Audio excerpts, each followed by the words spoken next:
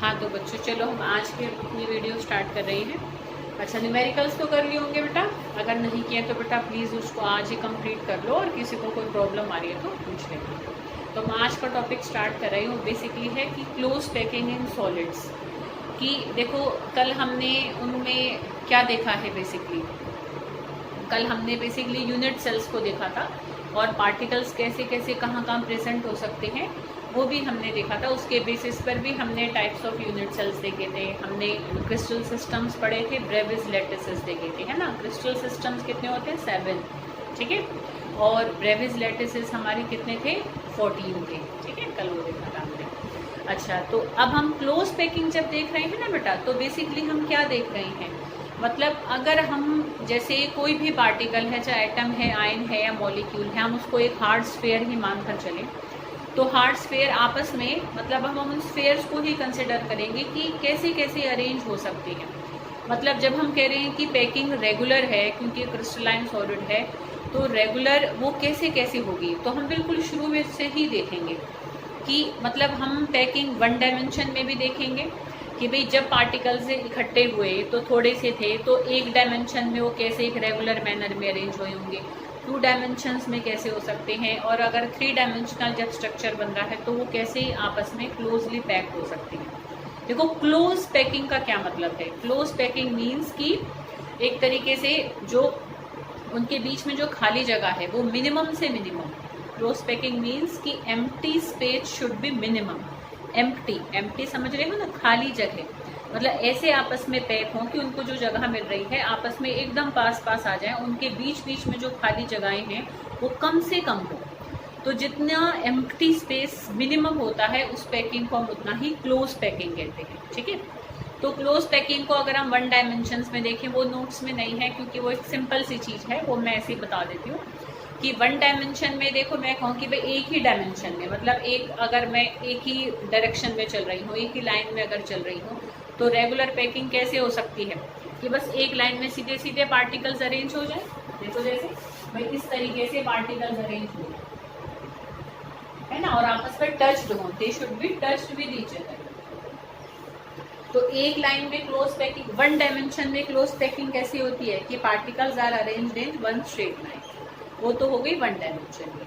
अब हम 2 डायमेंशंस में पैकिंग को देखें तो देखो बेटा 2 तरीके की पैकिंग्स को एज्यूम किया गया कि सोचा भाई रेगुलर पैटर्न हम देखें और हम उनकी क्लोज से क्लोज पैकिंग भी देखें, ठीक है। तो 2 डायमेंशंस में हमें 2 टाइप की हम क्लोज पैकिंग पढ़ते हैं, ठीक है बेटा। एक होती है स्क्वायर क्लोज पैकिंग और एक होती है हेक्सागोनल क्लोज पैकिंग। एक है square close packing and second one is hexagonal close packing. देखो स्क्वायर क्लोज पैकिंग में पार्टिकल्स कैसे अरेंज होंगे कि भाई एक लाइन में, भाई एक लाइन ऐसी भी है, हॉरिजॉन्टल भी है, और ऐसे ही मतलब पार्टिकल ऐसी भी एक के बाद एक है, हॉरिजॉन्टली है, और ऐसी भी एक के बाद एक है, मतलब वर्टिकल अलाइनमेंट भी है, हॉरिजॉन्टल अलाइनमेंट भी है। मतलब ये एक रेगुलर पैटर्न है, देख सकते हो पार्टिकल एक दूसरे से टच्ड भी है और ऐसे भी एक दूसरे के बाद है और ऐसे भी एक दूसरे के बाद है, मतलब ऐसी भी लाइनें हैं सीधी, ऐसी भी लाइनें हैं। तो 2 डायमेंशंस मैनर में एक पैकिंग ये हम कह सकते हैं कि भाई हो सकती है, ठीक है। और एक पैकिंग को हम ये भी कह सकते हैं कि भाई एक लाइन बनी, भाई पार्टिकल एक लाइन में अरेंज हुए, फिर जो दूसरी लाइन के पार्टिकल थे वो पहली लाइन की पार्टिकल ने जो खाली जगह छोड़ी उनके बीच में जाकर फिट हुए। समझ लो, ये मैंने बना दिया क्योंकि थोड़ा सा टाइम लगता है इसलिए मैंने पहले बना दी। ये तो देखो इसको ऐसे देखो भाई, ये है, ये बीच की खाली जगह दिख रही है इनकी, तो इनमें हम क्या करें कि सेकंड लेयर और सेकंड लाइन ऑफ पार्टिकल को रखें इस तरीके से, ठीक है। जब एक के बाद एक रखते हैं वो तो है स्क्वायर क्लोज पैकिंग, और जब दूसरी लाइन में हम पार्टिकल्स को ऐसे बनाएं कि पहली लाइन में जो पार्टिकल की खाली जगह थी उनके बीच बीच में जाकर सेकंड लाइन के पार्टिकल फिट हो गए, तो that is also a regular pattern, ठीक है, वी कैन स्टडी इट। तो ये हमारी है हेक्सागोनल क्लोज पैकिंग। अच्छा यहाँ हमने स्क्वायर वर्ड क्यों लगाया, वहाँ हमने हेक्सागोन वर्ड क्यों लगाया है, वो बेटा इसलिए लगाया है, देखो एक टर्म तुम पढ़ोगे इसी टॉपिक के बाद आगे, that is coordination number. Coordination number क्या होता है कि एक पैकिंग में एक स्फीयर को कितने स्फीयर टच कर रहे हैं। देखो यहाँ पर ये एक स्फीयर है, इसको 1 2 3 4 ये स्फीयर टच कर रहे हैं, तो number of touching spheres is the coordination number in that packing. ठीक है। तो उन टचिंग स्फीयर्स के अगर मैं सेंटर्स को मिलाऊं, देखो ये मैंने इनके सेंटर्स को मिलाया तो एक स्क्वायर की फॉर्मेशन हो रही है, that's why this is called square close packing. और यहाँ अगर हम देखें, ये मैंने बनाया नहीं है क्योंकि मैंने आगे उसमें थोड़ा सा और काम कर दिया है, तो पर तुम देख सकते हो। देखो मैं इस वाले स्फीयर को अगर कंसिडर करूं तो इसको कितने टच कर रहे हैं, 1 2 3 4 5 6, ये नीले नीले वाले देखना, ठीक है। इसको कितने टच कर रहे हैं, 1 2 3 4 5 6 टच कर रही हैं, ठीक है। तो इसमें कोऑर्डिनेशन नंबर कितना हो जाएगा, 6, इसमें होगा 4 और इसमें होगा 6, ठीक है। तो अब देखो ऐसे क्वेश्चन इनका डिफरेंस का भी आ जाता है, what is the difference between square close packing and hexagonal close packing. तो मैंने नोट्स में डिफरेंस बनाकर तो नहीं लिखा है, पर दोनों को लिखा इस तरीके से कि तुम्हें दोनों की ही पैराग्राफ में जो लाइनें हर नेक्स्ट टू नेक्स्ट मिलेंगी वो उनके डिफरेंसेस ही हैं एक तरीके से, ठीक है। इस तरीके से ही लिखा हुआ है। तो एक डिफरेंस तो इनकी डेफिनेशन का हो जाएगा कि भाई इसमें यहाँ ऐसे भी हॉरिजॉन्टली एक के बाद एक है और वर्टिकली भी एक के बाद एक है। और यहाँ पर क्या है कि दूसरी लाइन के पार्टिकल पहली लाइन के डिप्रेशंस में जाकर फिट होकर बने हैं। यहाँ पर कोऑर्डिनेशन नंबर 4 है, यहाँ पर कोऑर्डिनेशन नंबर 6 है। तुम्हें देखकर ही वैसे समझ में आ रहा होगा which is more close packing. देख सकते हो यहाँ खाली जगह बहुत ज़्यादा है और यहाँ पर खाली जगह काफ़ी छोटी छोटी हो गई है ना, एम्प्टी स्पेस यहाँ पर कम हो गया, यहाँ पर एम्प्टी स्पेस ज़्यादा है, ठीक है। तो this is more close packing then this packing. तो नेचर में भी ये पैकिंग हमें 2 डायमेंशंस में नहीं मिलती है, हमें यही पैकिंग 2 डायमेंशंस में मिलती है। मतलब आगे हम कुछ भी पढ़ेंगे 2 डायमेंशनल में पैकिंग इसी तरीके से होती है कि एक लाइन के जो हमारे पार्टिकल होते हैं जो दूसरी लाइन के होते हैं वो पहली लाइन के डिप्रेशंस में जाकर फिट होती है, ठीक है। इसी तरीके से अरेंज होती है। यहाँ पर मतलब टोटल जो हमारा अवेलेबल स्पेस है उसका 52.8% स्पेस हमारा ऑक्यूपाई हो जाता है, मतलब भर जाता है। बाकी सारा हमारा कितना रहता है, खाली रहता है, ठीक है बेटा। और यहाँ पर 60.4% हमारा भर जाता है, ठीक है बेटा। तो ये इसमें क्या है, एक तरीके से हम इसको इनका तीसरा डिफरेंस कह सकते हैं, ठीक है बेटा। तो ये एक तो क्या है कोऑर्डिनेशन, मतलब डेफिनेशन का हो गया, एक यहाँ 4 है कोऑर्डिनेशन नंबर, यहाँ 6 है, एक इनकी डेफिनेशन, एक कोऑर्डिनेशन नंबर। तीसरा भी बताया कि टोटल अवेलेबल स्पेस का यहाँ 52.8% भरेगा, बाकी खाली रहेगा। यहाँ 60.4% भर जाएगा, बाकी खाली रहेगा। तो ये इनमें हम पॉइंट ऑफ डिफरेंसेस भी बना सकते हैं। तो ये हमने 2 डायमेंशंस में पैकिंग देखी। 1 डायमेंशन में तो कैसी है, सीधी लाइन। 2 डायमेंशन में 2 हैं, जिनमें से ये नेचर में मिलती नहीं है क्योंकि कम क्लोज पैकिंग है, ये मिलती है because this is more close packing. Clear. तो ये हमने 2 डायमेंशंस में पैकिंग देखी। अब हम पैकिंग देखेंगे इन 3 डायमेंशंस। मतलब हमने ऐसे देख ली, मतलब इस डायरेक्शन में भी चलिए, इसमें भी चलिए, अब ऐसे ऊपर की तरफ और चलेंगे। अब ऐसे समझो जैसे कि मान लो एक लेयर है, ठीक है, ये एक लेयर है। अब इसके ऊपर अब क्या है, दूसरी लेयर और आ रही है, और जो नीचे वाली जो पहली लेयर हमें देखनी है वो कैसी देखनी है, ऐसी देखनी है। देखो इसलिए ना मैं ये फिगर्स पे लाई हूँ, इससे थोड़ा और तुम्हें क्लियर होगा। देख सकते हो, देखो ये कैसी है, स्क्वायर क्लोज पैकिंग, और ये कैसी है, हेक्सागोनल क्लोज पैकिंग, ठीक है बेटा। अब इस हेक्सागोनल क्लोज पैकिंग को ही देखो हम नीचे लेके चल रही हैं। देखो यहाँ ध्यान से देखोगे ना थोड़ा, अब इसके ऊपर देखो हमने ऐसे दूसरी लेयर रखी है, रेड रेड से दिख रहे हैं, मैंने यहाँ पर वो ऐसे ब्लैक बना दिए, उतने ही बनाए हैं जितने से हमें समझ में आ जाए। अब ध्यान से देखना बेटा, अब देखो शायद तुम्हें इतनी दूर से ये दिख जाए वीडियो में, नहीं तो मैं थोड़ा सा एक बार बड़ा बनाकर लिख देती हूँ, ठीक है। देखो बेटा बहुत ध्यान से देखना, पहले यहीं से अगर थोड़ा सा तुम्हें दिख सकता है तो देखो, देखने की कोशिश करो। मैं ट्राई करती हूँ कि यहाँ से भी आ जाए, ठीक है ना। तो अभी बताती हूँ। देखो बेटा ये जो एक लेयर है, इसमें तुम ध्यान से देखना, ये जो पहली लाइन मतलब ये जो लेयर है इसमें जो छेद दिख रहे हैं बीच बीच में, जो खाली जगहें हैं, ये जो होल्स दिख रहे हैं, इन होल्स को ना हम एक नाम देंगे। देखो पहली लाइन के होल्स को अगर मैं, देखो ये पहली लाइन के, यहाँ भी देखो, इसमें देखो, यहाँ ध्यान से देखो, ये ऐसे, ये पहली लाइन के मतलब एक लाइन में जो छेद चल रहे हैं उनको हम नाम देंगे। उनको मैंने ए होल दिया, ठीक है, ऐसे मैंने कैपिटल ए इनको नाम दे रखा है, बड़ा लिख दिया है, ठीक है। फिर ये जो दूसरी लाइन के होल हैं इनको मैंने बी नाम दे दिया। अरे बेटा बात समझ में। फिर ये जो तीसरी लाइन के होल होंगे ना, इनको हम फिर ए कहेंगे। फिर ये जो चौथी लाइन के होल होंगे, इनको हम फिर से बी कहेंगे। मतलब हम इनको क्या है, एक के बाद एक सेम नाम देंगे। वो क्यों देंगे अभी बताती हूँ। मतलब पहली लाइन का ए, तो फिर तीसरे का भी ए, फिर पांचवी का भी ए। समझ रहे हो? ऐसे मैं कितनी भी बड़ी लेयर बना सकती हूँ यहाँ पर। ठीक है, तो यहाँ जो पहली लाइन के जो डिप्रेशंस हैं उनको हमने नाम दिया ए होल्स। फिर दूसरी लाइन के डिप्रेशंस को मैंने नाम दिया मान लो बी होल्स। समझ में आ रही बेटा बात?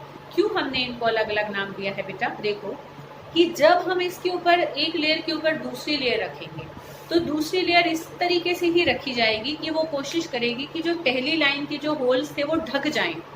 भरे नहीं जाएंगे, अंदर नहीं जाएगा, क्योंकि पार्टिकल बड़े साइज का, होल बहुत छोटा है। ठीक है, तो वो ढक जाएं। भाई दूसरी लेयर कैसी बनेगी कि पहली लेयर के होल्स को वो कवर कर दे, ढक दे उनको। ठीक है, पर जब दूसरी लेयर हम रखेंगे और पहली लेयर के होल्स को अगर हम ढकना चाहेंगे, तो ध्यान से देखना बेटा, हम एक ही बार में ए और बी होल इन दोनों को नहीं ढक सकते।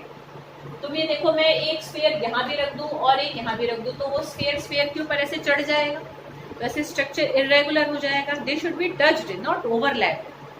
समझ रहे हो कि एक ही लेयर में जो पार्टिकल है वो एक दूसरे के साथ टच तो हो, पर एक दूसरे के ऊपर चढ़े ना। अगर मैं ए होल को भी ढकूं और बी होल को भी ढकूं और इसी साइज का पार्टिकल रखूं, तो देखो एक मैंने जैसे यहाँ, तुम ध्यान से देखो, मैंने ये बी होल के ऊपर एक पार्टिकल रखा हुआ है। अब मैं इस ए के ऊपर भी रखती तो ए और बी एक दूसरे पे चढ़ जाते, सारा स्ट्रक्चर इरेगुलर हो जाता। तो हमने इनको ए बी नाम क्यों दिया है? इसलिए दिया है बेटा कि एक बार में या तो हम सारे ए होल्स को ढक सकते हैं या हम सारे बी होल्स को ढक सकते हैं। जिसको भी ढक के रखना चाहो बना लो स्ट्रक्चर। आई बात समझ में? देखो बेटा, जैसे यहाँ पर इस फिगर में भी तुम देख सकते हो कि इसने, देखो ध्यान से देखो, इसने बी, जो मैंने बी माने हैं उन बी वाले होल्स को ये ढकता चला है। ठीक है, और ए वाले होल्स को इसने छोड़ दिया। ठीक है, तो इस तरीके से उसने बी होल्स को ढका। मैंने भी ऐसे यहाँ 3 स्फीयर ले लिए। समझ लो, देखो मैंने ये बी होल ढका, ये वाला बी होल ढका और ये वाला बी होल ढका।